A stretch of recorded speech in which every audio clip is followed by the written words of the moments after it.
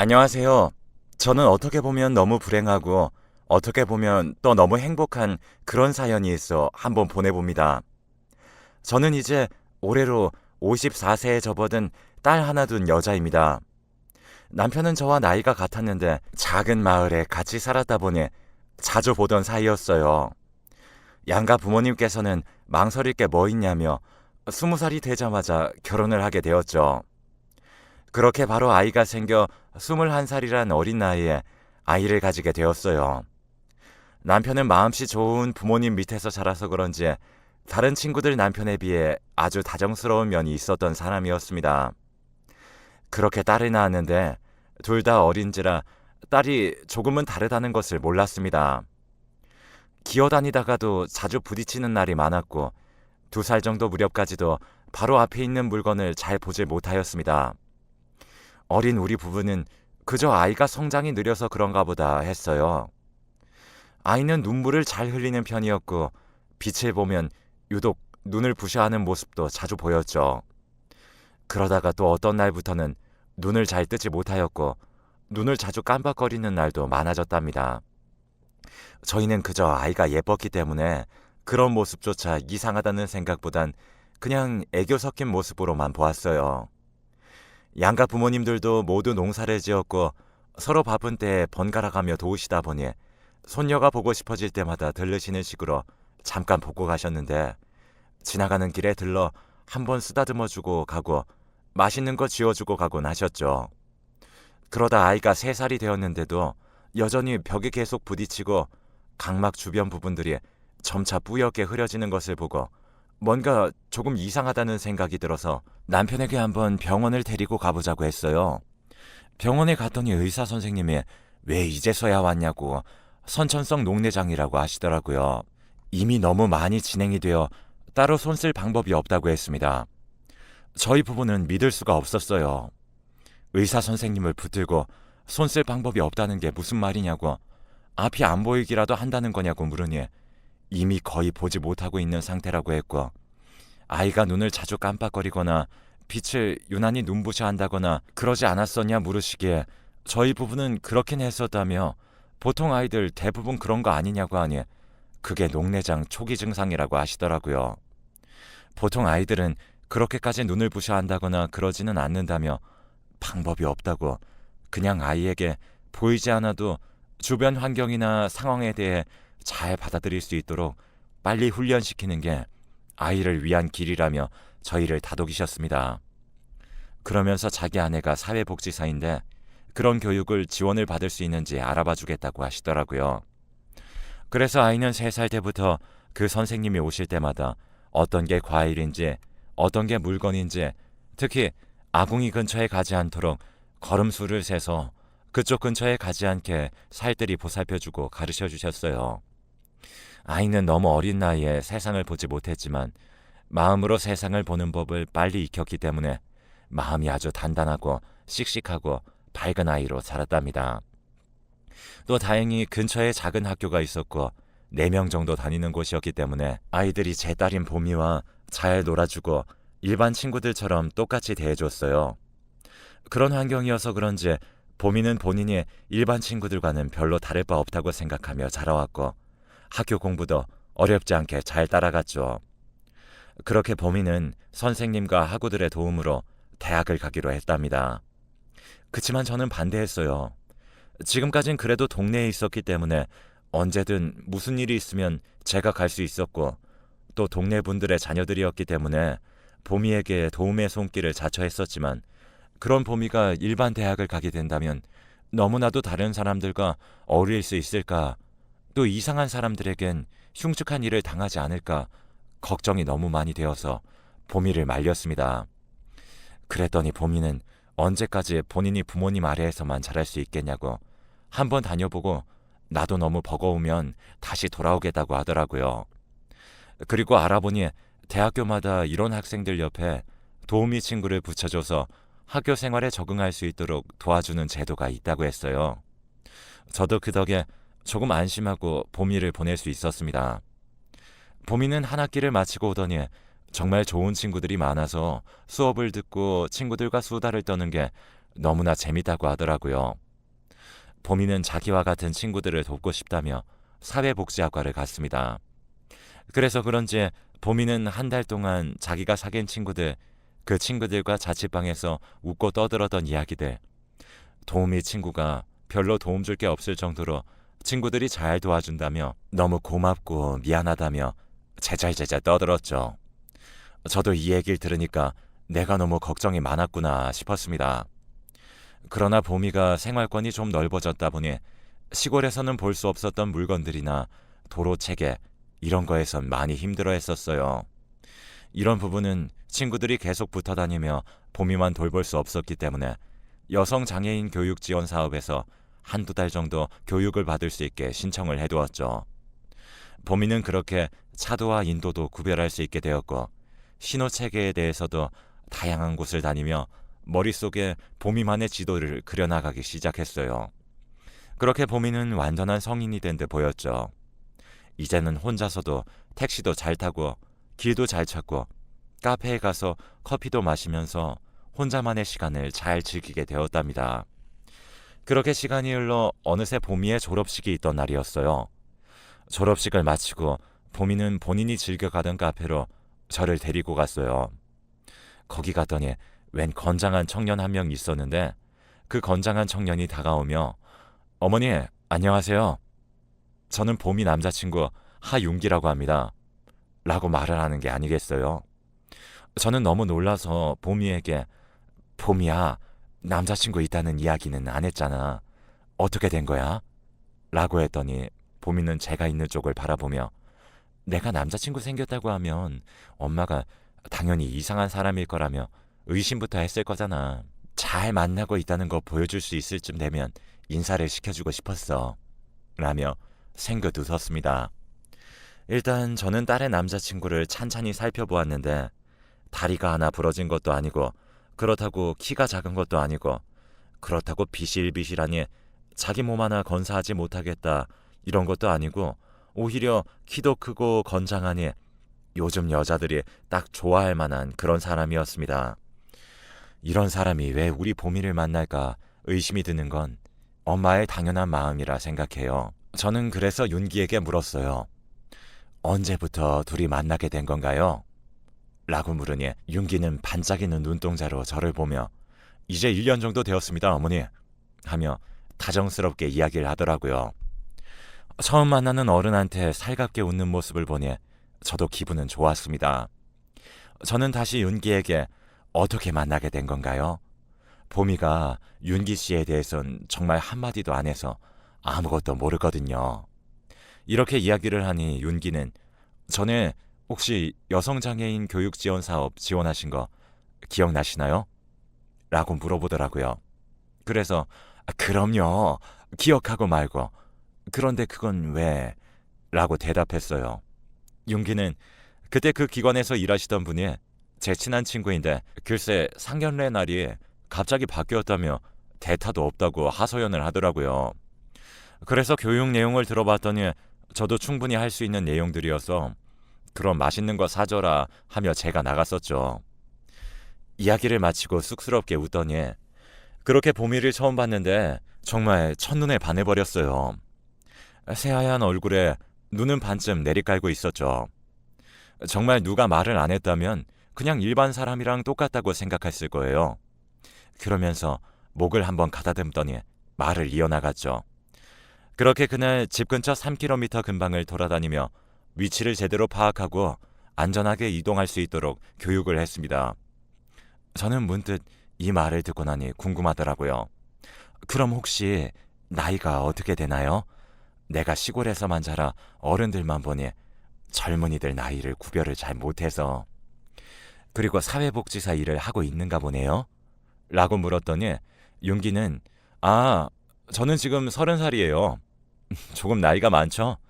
진작에 말씀드렸어야 하는데 괜히 나이부터 들으시면 하면서 허허 하고 우더니 도둑놈 소리 들을까 봐서요. 하며 머리를 극적극적 긁었어요. 그리고는 저는 사회복지사는 아니고요. 보건소에서 의사를 하고 있습니다. 라고 말하는 게 아니겠어요? 저는 너무 놀랐습니다. 그냥 일반적인 사무직이어도 왜 우리 봄이를 만날까 놀랄 판에 의사라니. 저는 당혹감을 감추지 못했고 그런 절 본 윤기는 아무래도 제가 나이 차이가 너무 많죠. 봄이가 꽃다운 나이인데 너무 늑다리를 만나나요? 하며 어색한 웃음을 지어 보였죠.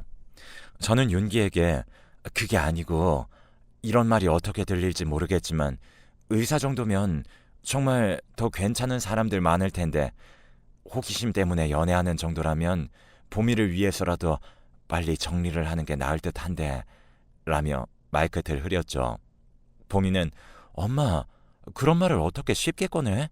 우리 정말 진지하게 만나고 있어 라며 이야기를 끝내자마자 윤기는 봄이야 내가 다 설명해 드릴게.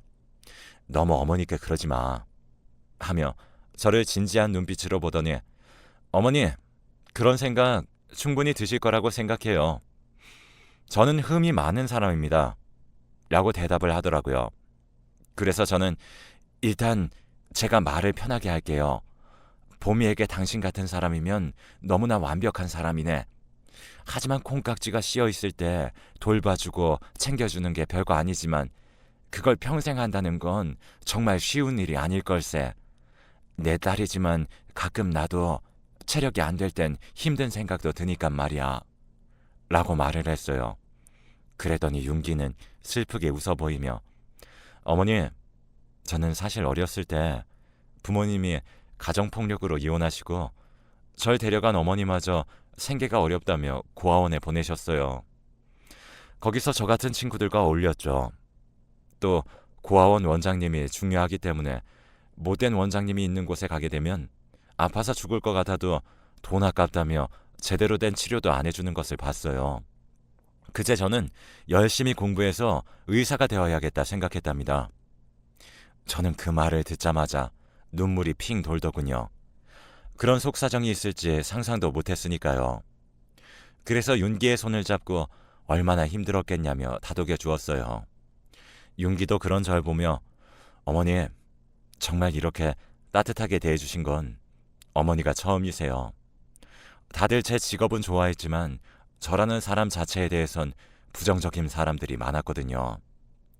그런 가정에서 자란 사람들은 뻔하다며 오히려 막말만 듣고 살았는걸요. 그래서 저는 봄이와 시간을 보내며 제가 인간적으로 사람다운 사람 대접을 받고 있구나. 나를 이렇게 나 자체로 사랑해주는 사람이 있구나 라는 생각이 들어 정말 이 사람하고 결혼해야겠다.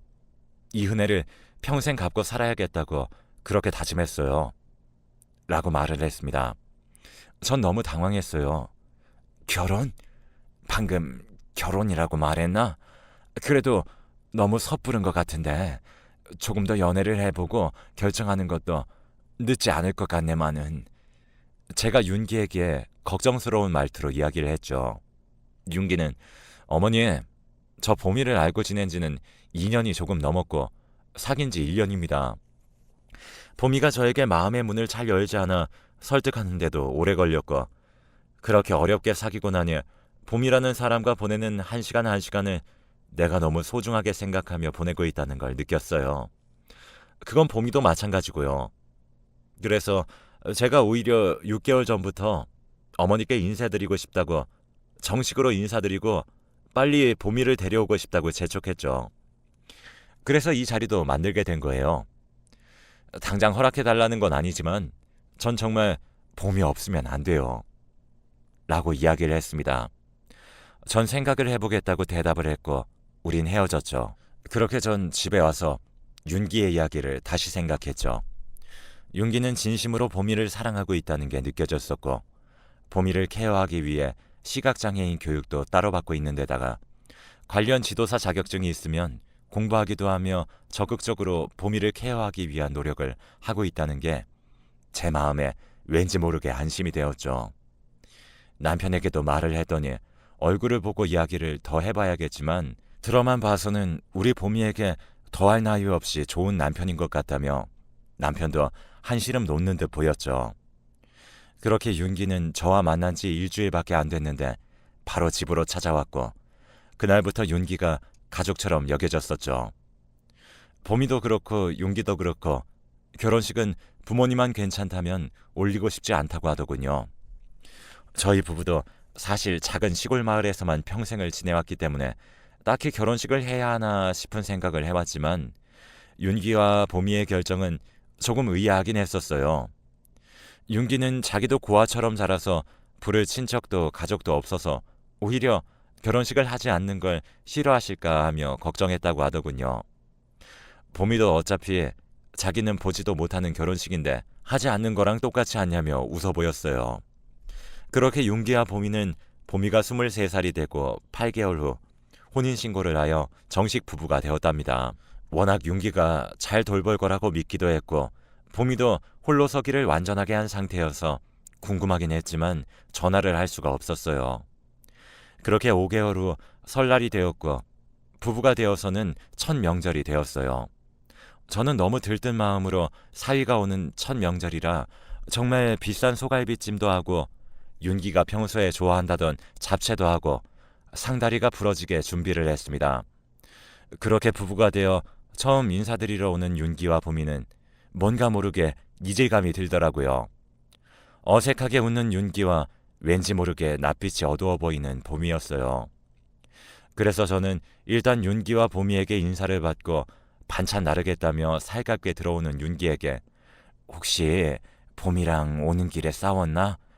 자네랑 보미가 조금 어색해 보이는구먼 하며 가볍게 웃으며 물어봤는데 윤기가 갑자기 당황해하더니 아유 어머니 이제 신혼이고 5개월 차면 정말 깨볶을 땐데 무슨 말씀이세요?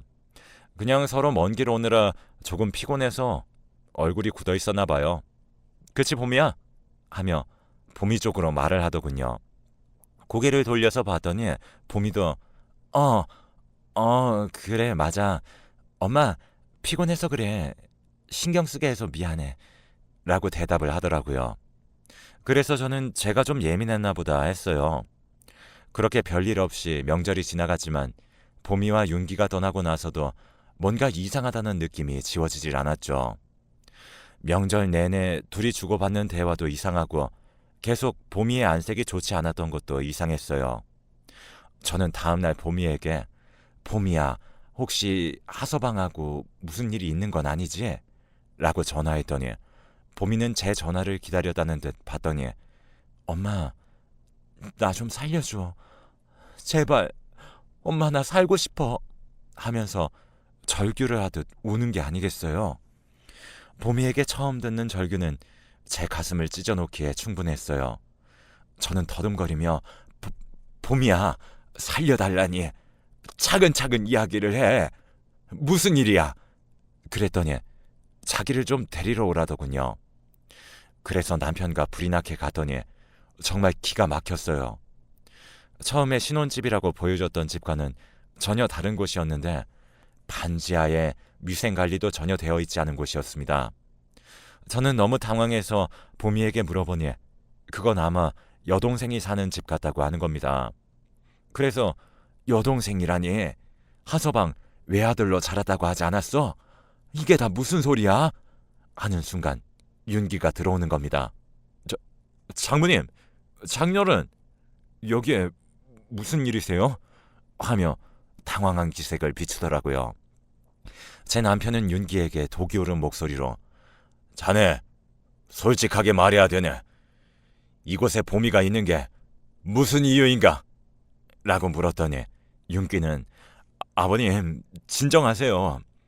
저희 신혼집에 불이 나서 거기 수리하는 동안 잠깐 머무는 곳이에요.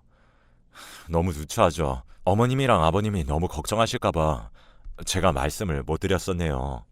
라며 어색하게 웃어 보였습니다. 그러면서 봄이야 왜 불렀어? 나한테 말했으면 모시러 갔을 건데 라고 말을 걸자 보미는 벌벌 떨며 대답도 하지 않았죠. 저는 보미를 먼저 보호해야겠다는 생각을 했고 윤기에게 안 되겠네. 아무리 그래도 항상 깨끗하고 잘 정돈하며 살아온 보미인데 이런 곳은 나도 마음이 편치 않으니 내가 며칠간 데리고 있겠네. 했더니 윤기는 어머니 그럼 제가 집을 옮길게요. 보미는 제 와이프인데 어떻게 떨어져서 지냅니까?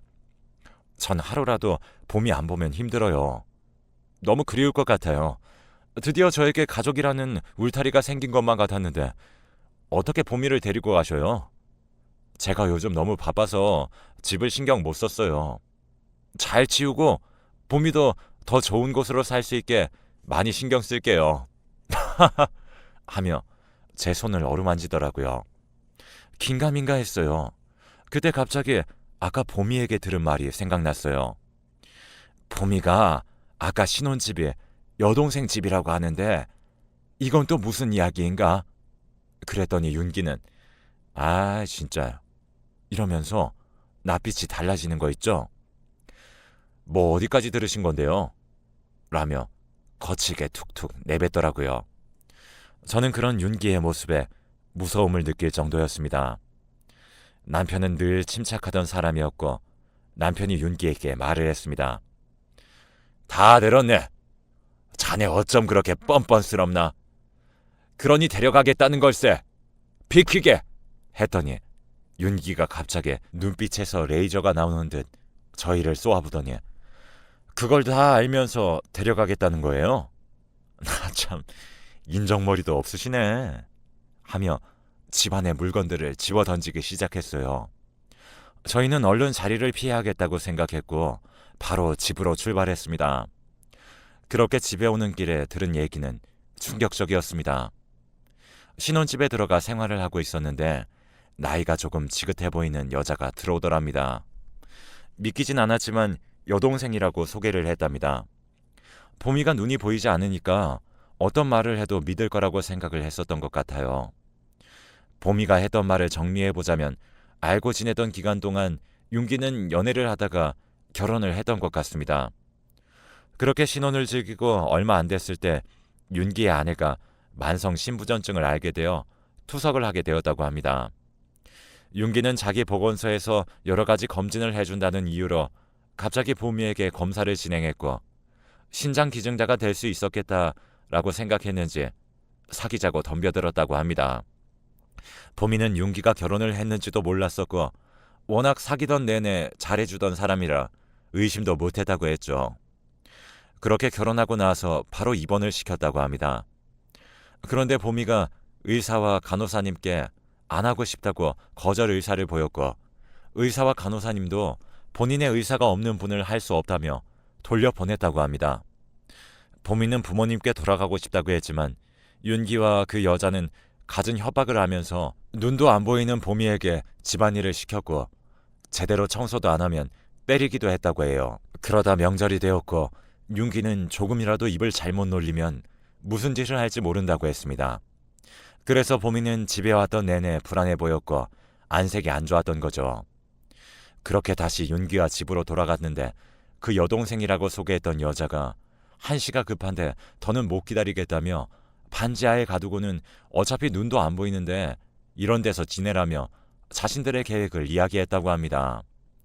그 이야기를 끝까지 들은 저와 남편은 차를 길가에 세우고 펑펑 울었습니다.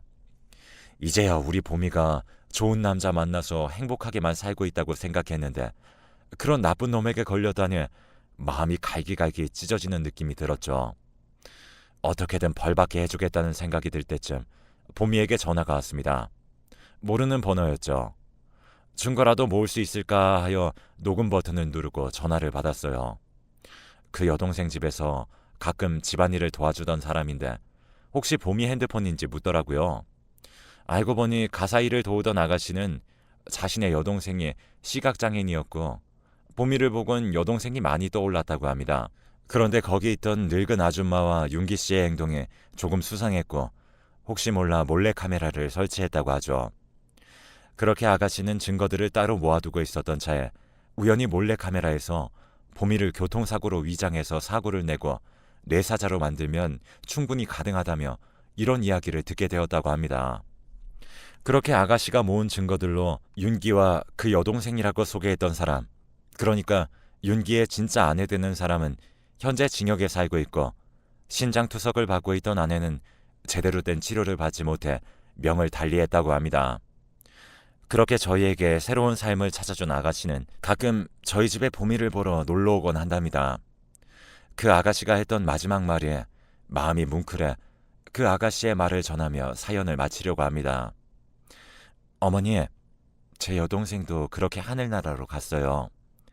생각보다 약한 사람을 이용하는 악한 사람들이 많더라고요. 그런데 저희 여동생 같은 보미 씨를 거기서 보게 된 거죠. 이건 저희 여동생이 제 마음의 짐을 덜어라는 기회를 준 것만 같았어요. 그래서 제 목숨을 걸어 보미 씨를 지켜주고 싶었어요.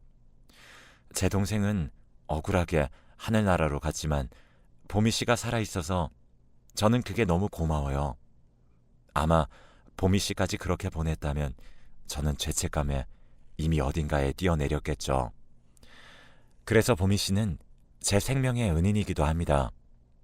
삶은 이렇게 돌고 도는 건가 봐요. 보미 씨도 그리고 어머니와 아버님도 저에게 은인이라며 은혜를 갚아야겠다고 생각하지 않았으면 좋겠어요. 저는 보미 씨가 살아있는 것 자체만으로도 이미 보답받았어요. 그러니 그 마음 도움이 필요한 어떤 이들에게 돌려주세요.